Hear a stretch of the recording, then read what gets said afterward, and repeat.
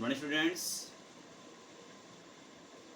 Today I will teach you biology for class 9th.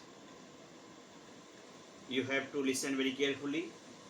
Chapter 1, the fundamental unit of life, cell. Plasma membrane को cell membrane में कहा जाता है.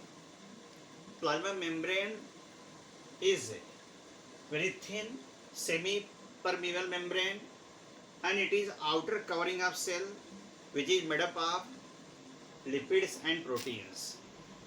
यानी cell membrane cell का outer covering है जो कि प्रोटीन और लिपिड का बना होता है. यह बहुत थिन मेम्ब्रेन है and it is also called selective permeable membrane because it allow only selective substances across cell membrane into the cytoplasm. Dear students, there are many functions of plasma membrane. First, we have to see it separates the contents of a cell from external environment. यह बाहर के environment से जो भी substance अंदर transport होते हैं, अंदर एक्सचेंज होते हैं, उनको कंट्रोल करता है, अलाउ करता है. And if that substance is harmful for that cell, then it prevent it also. It regulates flow of substances into cell or out of cell through diffusion, osmosis, active transport and endocytosis. Cell membrane, diffusion, osmosis, active transport और endocytosis method के द्वारा, process के द्वारा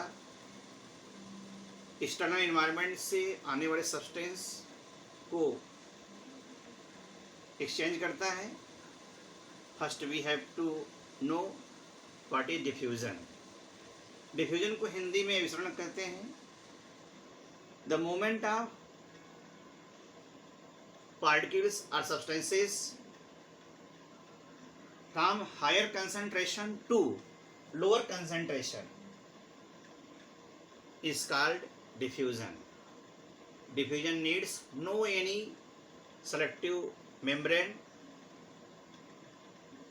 In diffusion, the substance will be solid, liquid, or it may be gas. But in osmosis, movement of solvent,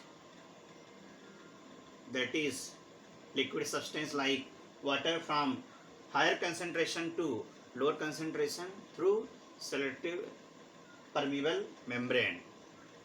यानी selective permeable membrane के cross osmosis process होता है, जबकि डिफ्यूजन में किसी सेलेक्टिव परमेबल मेम्ब्रेन की आवश्यकता नहीं होती है.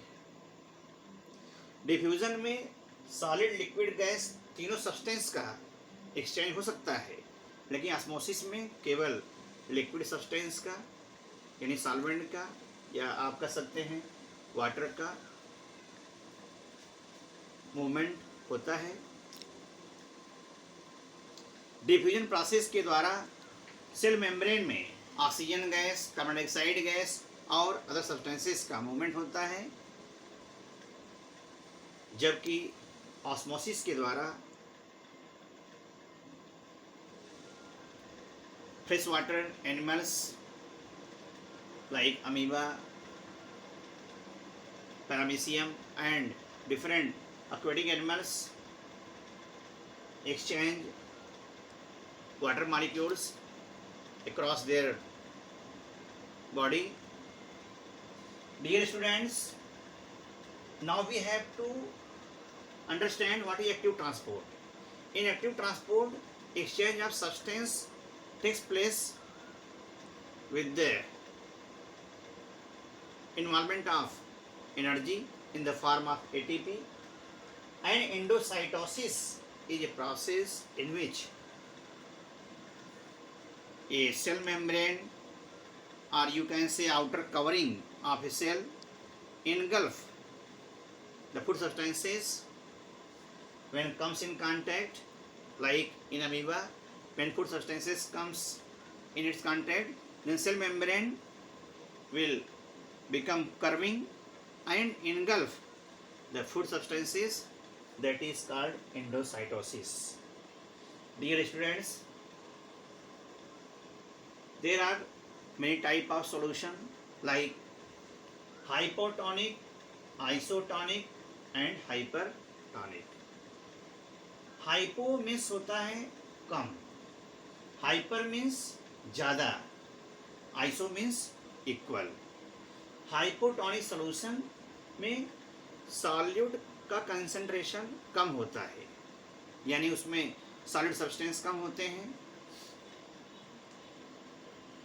जिसकी वजह से अगर सेल हाइपोटोनिक सॉल्यूशन में रखा जाता है तो सॉल्यूट का कंसंट्रेशन कम होने की वजह से यह सॉल्यूशन डाइल्यूट होता है, यानी इसमें वाटर का अमाउंट ज़्यादा होता है, जिसकी वजह से ऑस्मोसिस हायर से लोअर तरफ होता है। इस हाइपोटोनिक सॉल्यूशन में क्योंकि वाटर का अमाउंट ज़्यादा है, इसलिए हाइपोटोनिक सॉल्यूशन में हायर वाटर कंसंट्रेशन से लोअर कंसंट्रेशन, यानी अगर किसी सेल को हाइपोटोनिक सॉल्यूशन में रखेंगे तो हाइपोटोनिक सॉल्यूशन में वाटर का अमाउंट ज़्यादा है, जिसकी वजह से वाटर हाइपोटोनिक सॉल्यूशन से सेल के अंदर इंटर करेगा, जिससे उस सेल का जो सेल वॉल है या कह सकते हैं सेल मेम्ब्रेन है, उसमें स्वेलिंग होगी, पानी पे एब्जॉर्ब करेगा। आइसोटोनिक सॉल्यूशन में सॉल्यूट का कंसंट्रेशन सेल के सॉल्यूट के कंसंट्रेशन के इक्वल होगा, जिसकी वजह से अगर सेल को आइसोटोनिक सॉल्यूशन में रखेंगे then there will be no any change in their cell wall और cell membrane.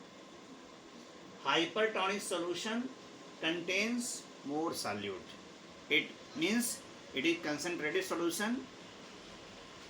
When cell is kept in hypertonic solution, then osmosis takes place from higher to lower concentration.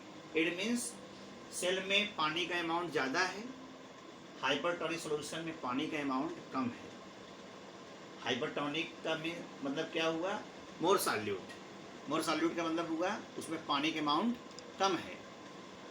तो अगर cell के अंदर पानी के amount ज़्यादा है तो हायर कंसंट्रेशन से लोअर कंसंट्रेशन की तरफ जब वाटर मॉलिक्यूल्स निकलेंगे तो सेल का श्रिंकन होगा, सेल विल बी श्रिंकन और कंस्ट्रक्ट सिकुड़ जाएगा। जैसे किशमिश को अगर हम पानी में भिगोएं तो किशमिश फूल जाती है, लेकिन अगर किशमिश को हम चीनी के सॉल्यूशन में, गाढ़े चीनी के सॉल्यूशन में या कह सकते हैं चीनी का जो सीरा होता है उसमें रखेंगे या नमक के घोल में रखेंगे तो वही किशमिश सिकुड़ जाएगी।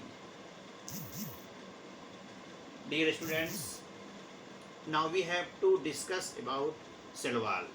Cell wall is a rigid, it is non-living, and cell wall is made up of cellulose. Cellulose is a carbohydrate. It is outer covering of plant cell and bacteria. Now we have to know what is the function of cell wall. Cell wall animal में नहीं पाया जाता, लेकिन plant cell में mostly cell wall पाया जाता है। Cell wall is outer most covering of the cell, plant cell. Plant cell में सबसे आउटर कवरिंग सेल वॉल होता है, उसके अंदर सेल मेम्ब्रेन होता है। सेल मेम्ब्रेन प्रोटीन और लिपिड से बना होता है, जबकि सेल वॉल सेलुलोज से बना होता है। Functions of cell wall, first we have to know it provides mechanical strength to the cell. यह सेल को, प्लांट सेल को मजबूती प्रदान करता है, जिससे उसमें सपोर्टिव नेचर ज़्यादा होता है। It provide a capability to plant to withstand in the surrounding medium. यह प्लांट को सराउंडिंग मीडियम में अपने आप को बनाए रखने के लिए, उसका सामना करने के लिए उसको एक सपोर्ट या एडाप्टिव कैपेबिलिटी प्रोवाइड करती है। Now we have to discuss what is plasmolysis. Shrinkage of the protoplasm away from the cell wall of plant or bacterial cell due to loss of water is called plasmolysis। जब cell को hypertonic solution में रखा जाता है, hypertonic solution का मतलब क्या है, जिसमें हायर कंसंट्रेशन में सॉल्यूट हो।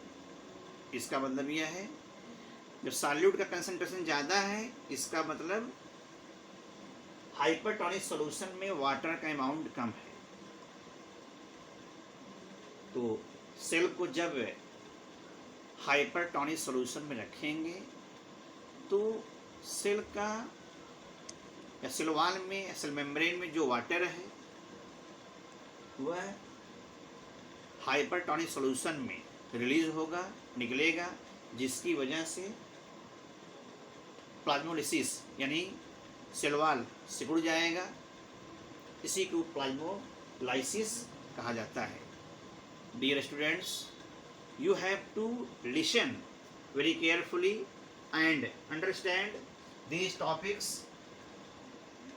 This is your second part of video lecture. First video lecture was based on cell theory, parts of the cell, diagram of animal cell. In next video I have to discuss about functions of cell organelles and difference between plant cell and animal cell. You have to write down and learn it. Thank you very much.